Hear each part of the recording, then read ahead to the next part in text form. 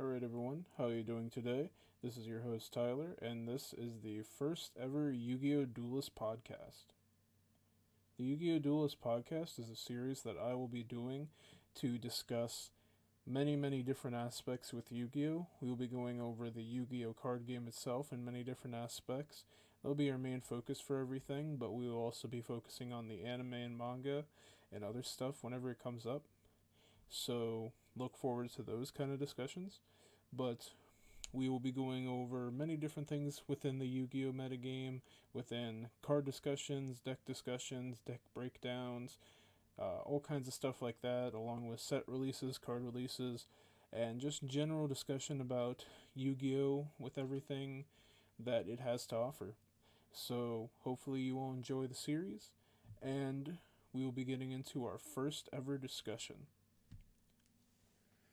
Okay, so to start off our first episode here today, I thought I'd take it a little bit simpler and not really delve into anything too specific for our first episode. We will definitely be getting into more specific things as time goes on and sets come out and ban lists are released and all kinds of stuff like that. I do have a ban list discussion planned for the second episode, so do stay tuned if you are interested in hearing a little bit of thoughts about what is going on with the current Yu-Gi-Oh! Metagame.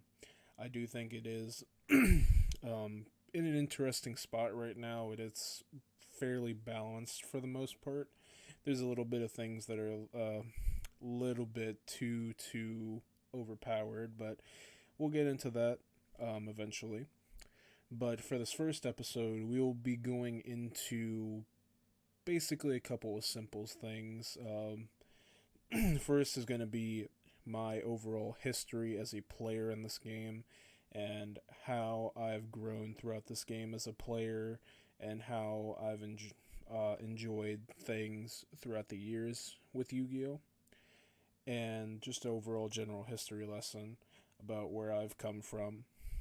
Hopefully gives you a little nostalgia about where you started out with everything that you've done within Yu-Gi-Oh!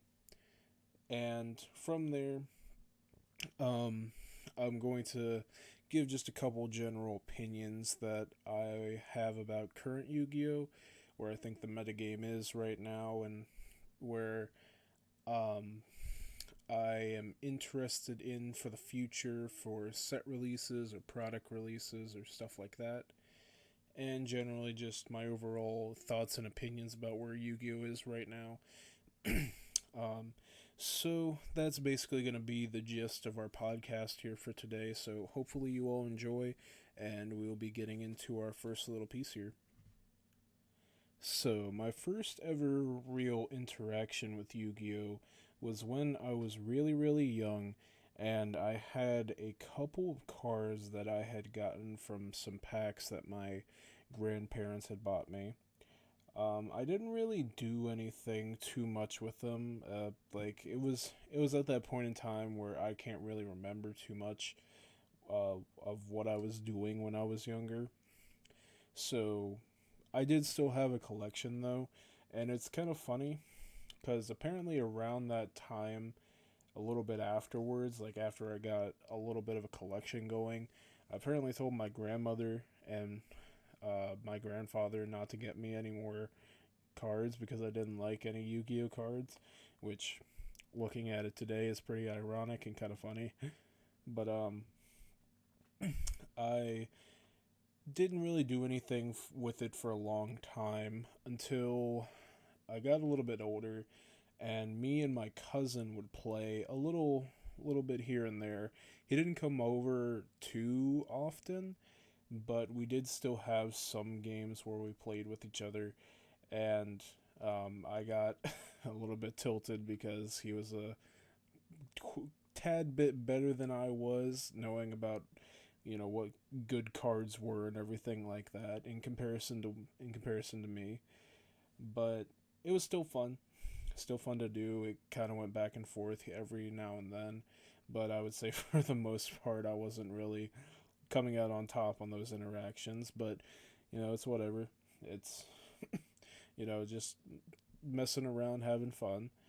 And then from there, The biggest thing that really shifted everything with me was me buying a couple of Yu-Gi-Oh VHS tapes. This was even a little bit more further into the future. I think around this time I would be I can't even remember actually. I think I would have been either prepubescent or I was like either like teetering on 13 or something. It was around that age range. And I just remember I wanted to give it a try. I remember I didn't really watch any of the shows or anything, and I got a couple VHS tapes relating to the original Yu-Gi-Oh series, which was specifically the Paradox Brothers duel in the original anime and the Yugi versus Kaiba duel that came right afterwards. And those were always so much fun to watch. Like the Paradox Brothers duel was always entertaining. I can't wait for the point when we get to the point in Yu-Gi-Oh where the Paradox Brothers duel is like an actual reality. Like we can shift the field with Labyrinth Wall, and we can like actually have like a maze battle between each other with our monsters and our spells and traps. Like Yu-Gi-Oh will be at a perfect point if that ever happens. But along with that was also the Yugi versus Kaiba duel, which honestly has some pretty iconic moments within it as well. Having the Living Arrow combination with the Mammoth Graveyard that Yugi had against Kaiba's Blue Eyes Ultimate Dragon, or the Infinite Karibos coming out. That was pretty fun to watch as well, and I enjoyed myself with those. And from there I started taking a little bit more of an interest in it, and I didn't really buy. Well, actually, no, I got some more cards around that time as well, because there was also another big influence in me for Yu-Gi-Oh, which was Yu-Gi-Oh 5Ds. And Yu-Gi-Oh 5Ds, I will hold and stand true and always say that it is the best anime out of all the series. My one friend always tells me that the Yu-Gi-Oh! Vrain series is kind of up there as well. I haven't watched it yet, but I can trust his opinion because he's a anime nerd. I'm also an anime nerd, but not as much as he is. So I'll trust his opinion at least for now until I get around to watching the series. But I will, like I said, I will always hold up that Yu-Gi-Oh! 5Ds is the best. And I enjoyed so much of what Yu-Gi-Oh! 5Ds did in the show. I enjoyed synchro summoning. I enjoyed watching them tune the monsters together in the anime. Yusei was one of the best protagonists to watch throughout the show. Like, no cap. Like, probably the best protagonist out of any of the Yu-Gi-Oh! Protagonists. But, me ranting about Yu-Gi-Oh! 5Ds aside, I, at the time, also got interested in getting some more cards at the time. And I forget what the name of the set was, but it was a it was a silver box. It had the god cards displayed on them with the yellow, red, and blue backs on all of them, instead of the regular Yu-Gi-Oh card backs that would have like the Konami logo and Yu-Gi-Oh at the bottom. And I remember opening, I think, two of those specifically, and opening the packs in them and getting a couple cards from there. I think that was the only real big thing that I opened around that time, though.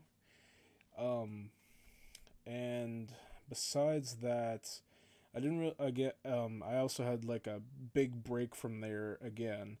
I didn't really do anything with them for a little bit until I got to the point where I was in high school. It was the end of my sophomore year, and my one friend had brought in like a little card binder that he had of a couple of Yu-Gi-Oh cards that he had, and I think some other cards, but mainly the Yu-Gi-Oh cards. It had reminded me of, hey, I got a couple of those.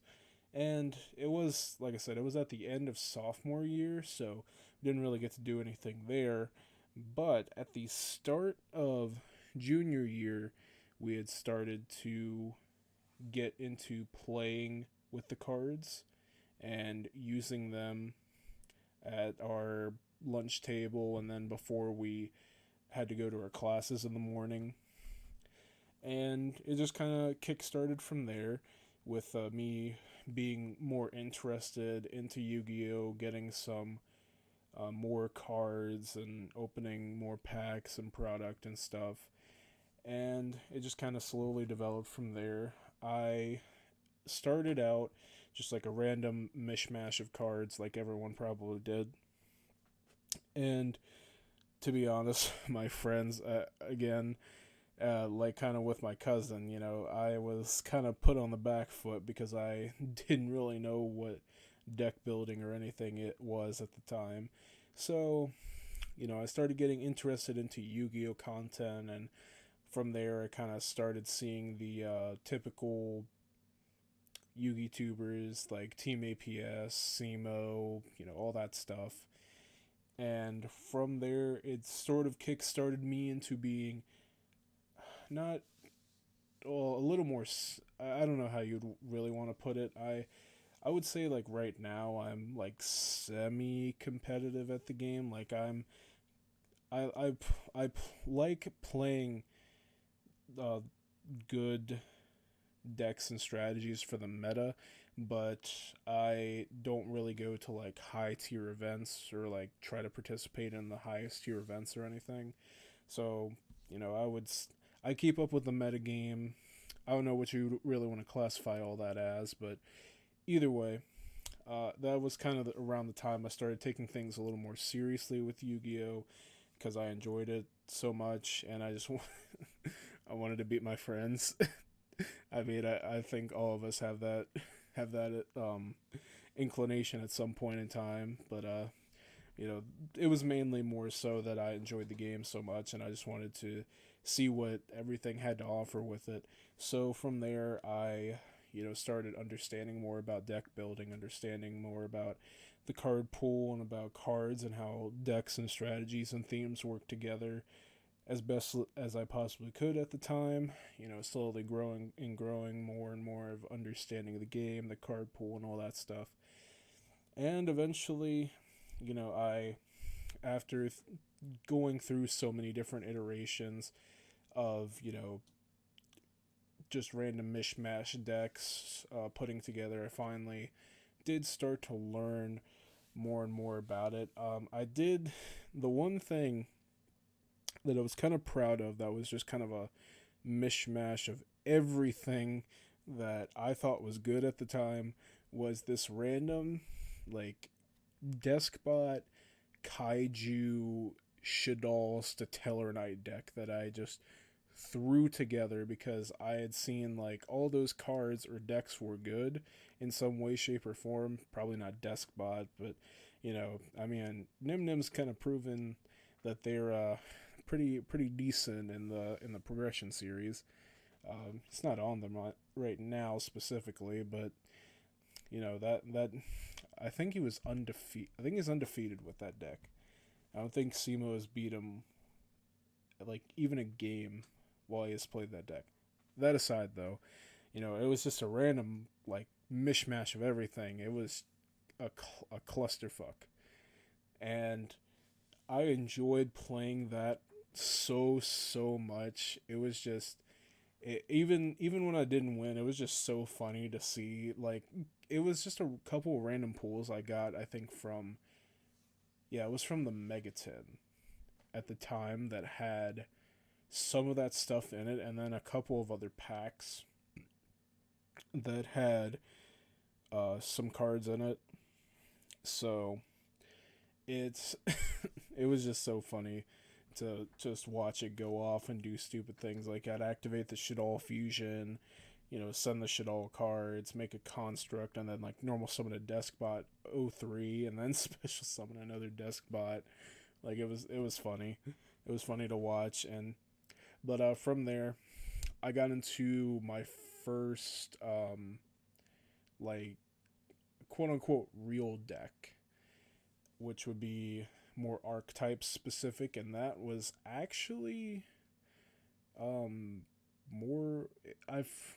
Mm, I'm having a hard time remembering now. I think it was either Morphtronics or Deskbots. I think it was Morphtronics because I had a whole bunch of them that I had found at one point, and I had just thrown them together and thrown them into a deck.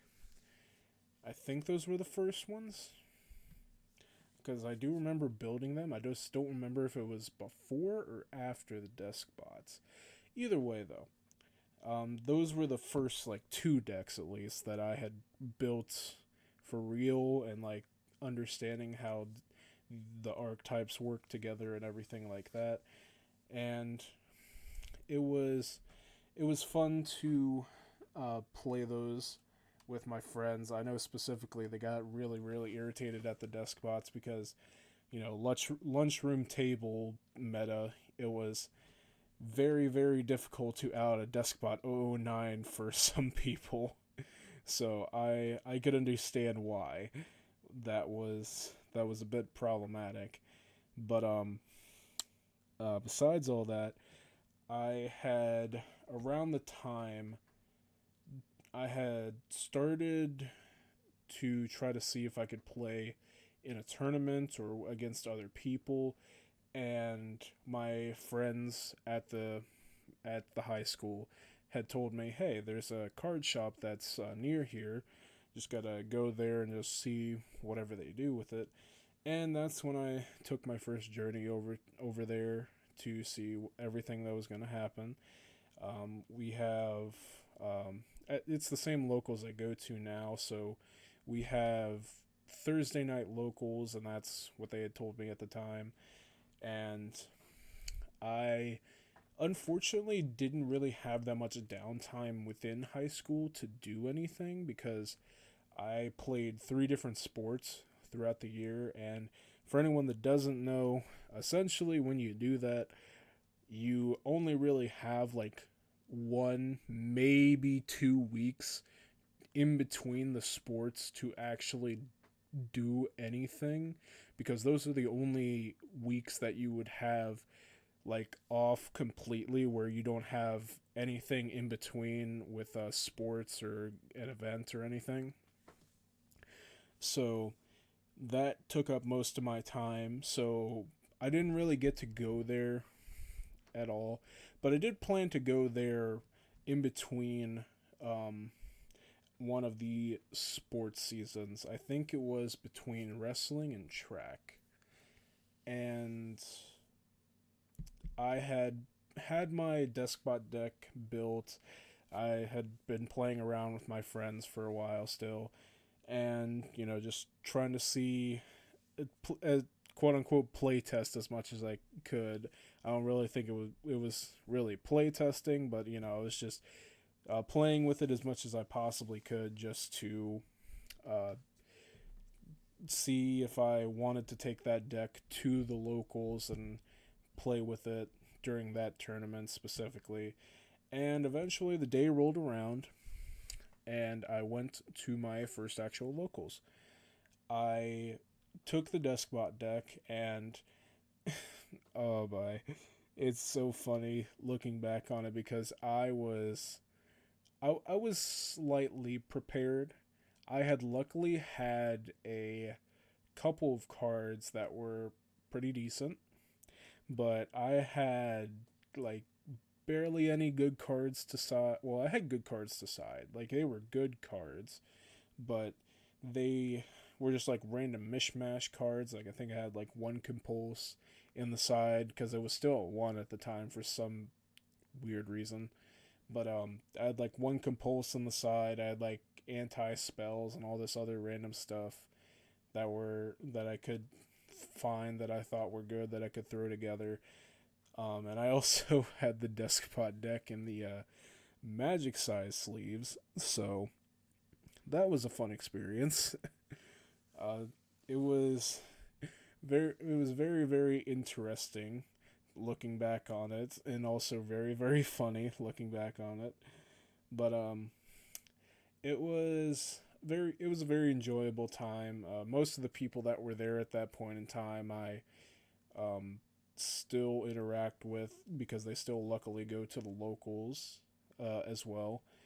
And but still, like at that time, they were like into Yu-Gi-Oh with like meta decks or good strategies and stuff like that. And I was showing up there with a Deskbot deck that I had just randomly thrown together. So I won one match out of the entire day because we only had 3 rounds. And it was that one match out of the day. I remember specifically losing my first match. Shout out to Mike that goes to my locals. We played. He was the first ever person I played there, and um, he 2-0'd me.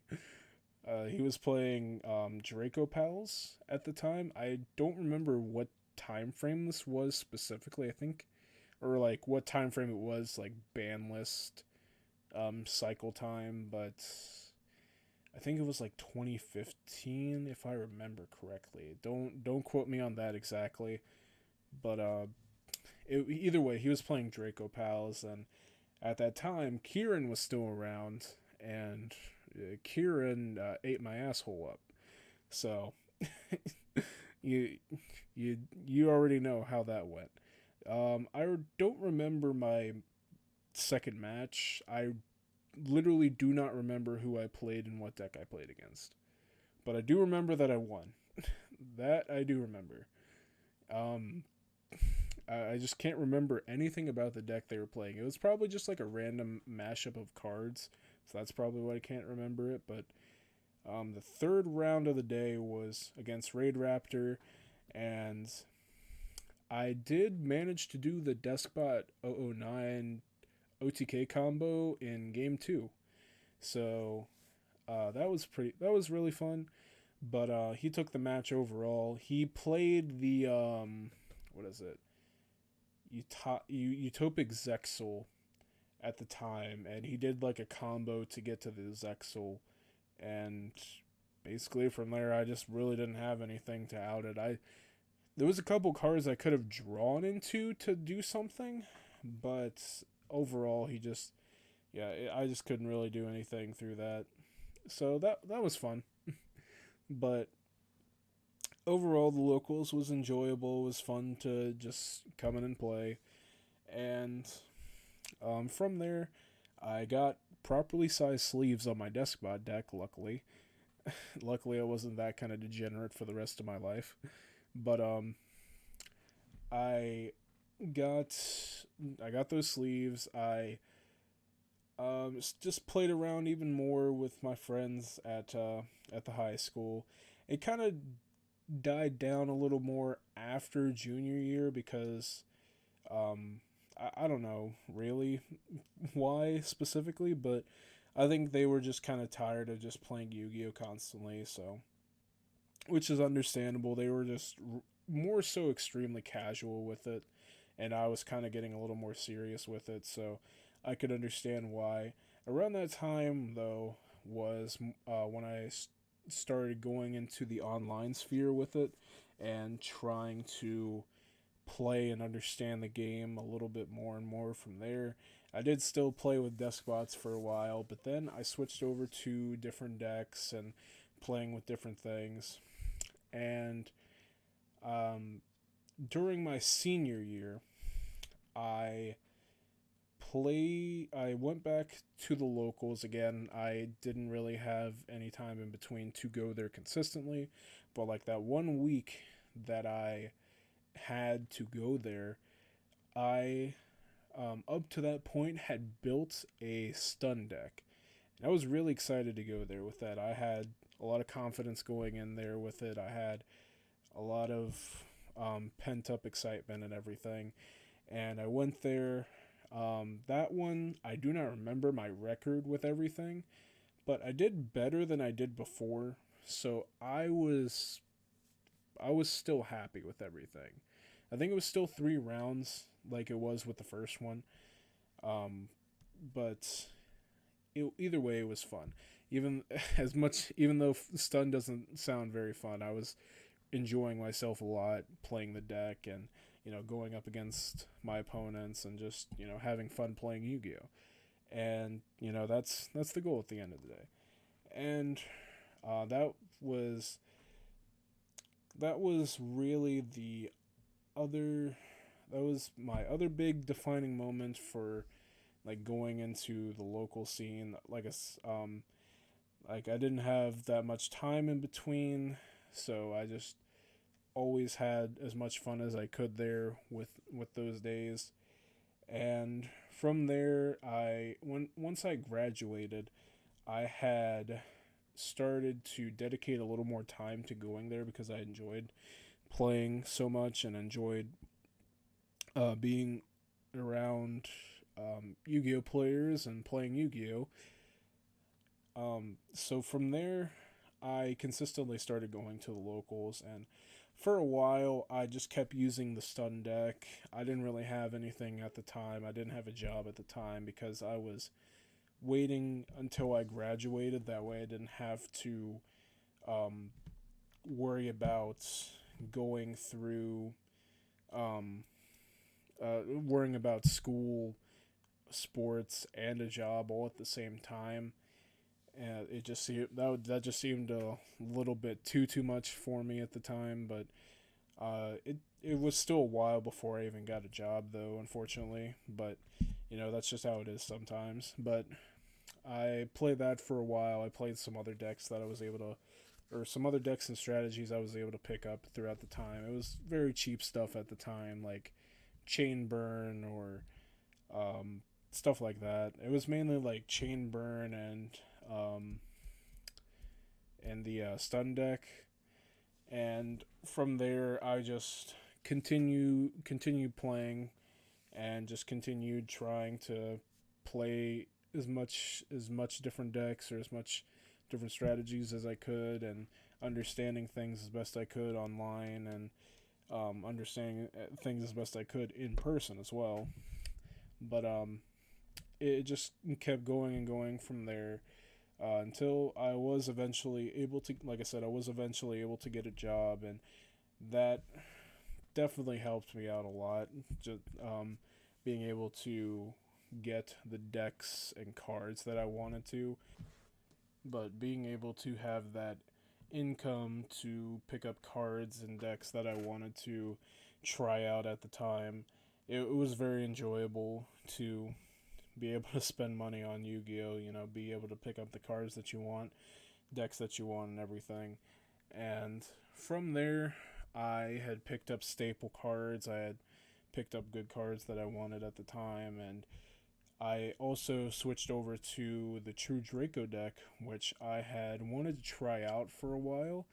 I didn't get to do it at the peak. Um, I didn't get to do it at the peak of its play, but this was around the time that it was. I forget. I think it was the. I can't remember what format specifically, but I do remember at around the time, Evenly Matched was still a, a high end card and like sought after card in the meta, and I remember that specifically because that's the one of the cards that I had gotten for myself. I had gotten Ash Blossoms, and I had picked up a whole True Draco core, and I had played that for a while, and I was enjoying myself with that. I had a lot of fun with with that deck. I honestly think that's one of my favorite decks throughout Yu-Gi-Oh right now. Um, I I know some people like don't see it as a real fun deck, but you know, just however you have fun, that was how I had fun. I kind of like having the slower, more grindier decks for the most part. I like playing really any deck. honestly, I've played a lot of. Uh, I played combo decks. I played mid range decks. I played control decks. I played stun decks. So I'm perfectly fine with really any deck, but it's I do kind of prefer the more slower, grindier decks in comparison to a combo deck. But from there, I just continued from there. I kept playing for a while. I switched a couple jobs here and there in between playing. So there was a couple periods in time where I wasn't able to pick up the cards that I wanted. But I eventually did get another job, that kind of thing. Um, and from there, it's just kind of been the same way ever since. Uh, right now, I have a couple decks that I play frequently. I play Tri Brigade somewhat frequently. I have Ultergeist, Prank Kids. I have a whole bunch of decks and deck cores, so it would take me a little bit of a while just to list off all of them. But I have enjoyed Yu-Gi-Oh for the time I've been playing and always have been, and hopefully always will be. But um, currently, I think it is in a really, really good spot. I do know that Yu-Gi-Oh does have its issues still. Like there's some issues that Yu-Gi-Oh has always had, and I think always will have.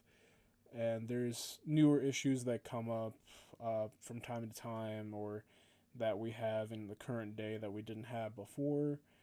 But I think overall that I just really enjoy Yu-Gi-Oh a lot, and I really um, wouldn't have as much fun without it. Um, it's definitely a really, really fun game for me specifically. I just love the card game aspect. From Yu Gi Oh! I've gotten into Card Fight Vanguard, which I know people kind of rag on here and there, but it's fun. It's definitely fun. Um, I've tried other card games here and there. I've tried out Magic. I'm not too much of a fan of it, but I can definitely see why it's stuck around for as long as it has and why it's as popular as it is. And I also played the Dragon Ball Super card game. I love that game to death. I really, really wish I had a local scene for it. Otherwise, I'd be like, I might have like if we had like a consistent local scene for it, like I might have just completely switched over from Yu-Gi-Oh at some point, like that. Mm, one of the best, one of the well, I can't really say the best because it's had like its ups and downs as well, but I would say one of the most enjoyable card games I played throughout my card game span. But Yu-Gi-Oh is my main card game.